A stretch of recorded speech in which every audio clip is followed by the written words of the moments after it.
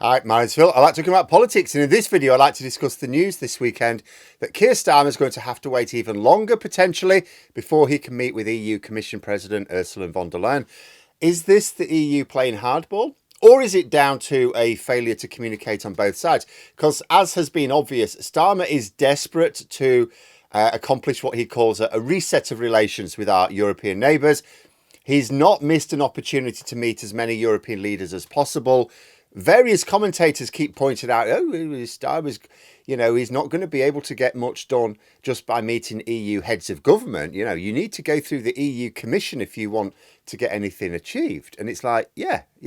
And it's understandable that people would point this out because the Tories thought they could bypass Brussels. We all remember as soon as Theresa May had assembled her team that was going to deal with Brexit, David Davis, the first Brexit secretary, where did he think he was going? Germany. No, mate, you need to go to Belgium. Keir Starmer does understand this, though. He wants to meet with von der Leyen, but so far has been unable to. And when I said that rejoiners in the UK should really adjust to a new reality, that is now our government wants a much closer relationship, and we're going to find that it's the EU who are more resistant. This is the sort of thing I was talking about. There was a suggestion that Starmer would be meeting von der Leyen this summer. Didn't happen. Then it was going to be this month. Now, it sounds like that's being called off as well. Certainly there's threats of it being called off. And it's being called off by the EU side, not ours. As it's reported in The Guardian, the off-the-record explanation is that the Commission is disappointed by Starmer's lack of stated enthusiasm for the proposed youth mobility scheme and rejoining Erasmus, both things the EU are keen on. And I said at the time, this will have been strategic from Starmer's point of view. What he wants to prioritise is a veterinary deal, mutual recognition of qualifications, and a special deal for touring performers. Now, none of these will be easy to get agreement on. None of them are guaranteed. And so I speculated that he'll be attempting to leverage anything the EU wants in sort of like part payment for the agreement he wants. But I also suggested that if I can see this, I'd assume so too can EU commissioners and officials. After all, both the Youth Mobility Scheme and Erasmus would be in the UK's favour as well as the EU's. Clearly mutually beneficial.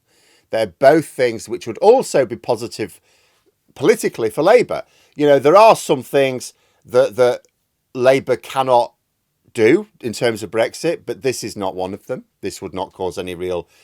The Daily Telegraph would have a whine about it, but that's about it. Because unlike with some of the sore points with Brexit, no risk of votes being lost by agreement to either of these things. The Tory press, they would absolutely raise the spectre of freedom of movement, but the Youth Mobility Scheme is not freedom of movement, and you could always counter, well, hang on a minute, if you don't like this because of freedom of movement concerns, why are you fine that we have youth mobility schemes that work in exactly the same way with other countries? You've never had a beef about them. So it's easy to bat those concerns away. So if Starmer was sounding cool on these ideas to try to turn them into concessions, then it looks like it's backfiring a little. This potential cancellation of the meeting between Starmer and von der Leyen could, I imagine, be down to one of two possibilities. The first is exactly as it's been reported. Some in the EU think that Starmer's not been excited about two obviously mutually beneficial schemes, which would be easy to agree, and that suggests he might not be committed enough to the much thornier discussions needed to get the more ambitious outcomes he's after. Or, because things are very often not exactly as reported in the press, right? It could be that the EU understand perfectly well what's going on, and they're putting on a show of strength in order to make it clear which side actually needs the other more. Now, if it is that second one, that could actually be a positive sign, even for the UK, because it suggests the EU are setting out their positions ahead of talks, suggesting that they intend to begin those talks before very much longer. Whereas if the reason for putting off the meeting or threatening to is down to a genuine misunderstanding, that is more problematic. Essentially, as I see it, we'd better hope that von der Leyen is actually just playing hardball, because that's by far the quickest way to begin the process of negotiating anything. And although what Labour desperately want are agreements which reduce trade barriers, I don't mind what they begin talking about first. And the reason is, the key is to get talks going at the top levels of the EU, And the sooner those talks happen on some formal policy area, the sooner they'll also be having informal talks about other things over like coffee and biscuits during the breaks. Because this is what we've missed since leaving the EU. These informal discussions off the record about where each side stands on different issues without the spotlight of the media or written minutes being taken. Because what a message that we're consistently getting from people in or around the EU is they don't know what the UK wants. They don't know what the UK wants. And it's like, I'm thinking to myself, I think I know what the UK government wants. It's even put it in its manifesto. So if they don't, it's because those discussions are not taking place. But to get those informal discussions going again, we're going to need some formal reason for getting people from both the EU and the UK together. And it's going to have to be on something that both the UK government and EU Commission want to talk about sooner rather than later. Because what we don't want is a load of tentative negotiations about starting negotiations on something. We just want to start talks on something. And it's because it is the UK government who have the most urgent need, it's going to have to be Keir Starmer who prioritises working out what that is that unlocks those talks.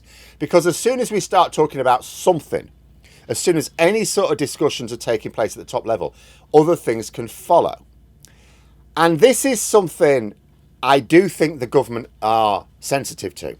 Because I remember David Lammy back in July, they've just formed the government, he'd just become Foreign Secretary, and he was saying he wanted to get moving to discuss a non-binding security agreement with the EU.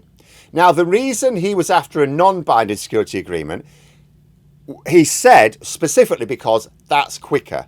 He said it was important to start getting agreements with the EU on anything. He said he didn't care what it was, just to get the ball rolling.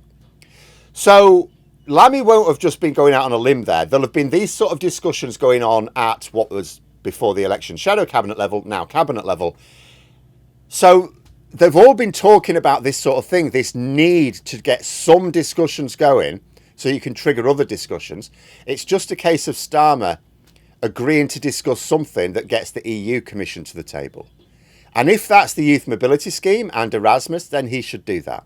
Because as things stand, they don't look like being useful bargaining chips right now. Leverage in negotiations is worthless if the negotiations are not taking place. But there we are. Those are my thoughts. If you enjoyed the video, please subscribe for further content and click the like button. You can also sign up for memberships if you'd like to support the channel further. Thanks for watching, and until next time, I'll see you later.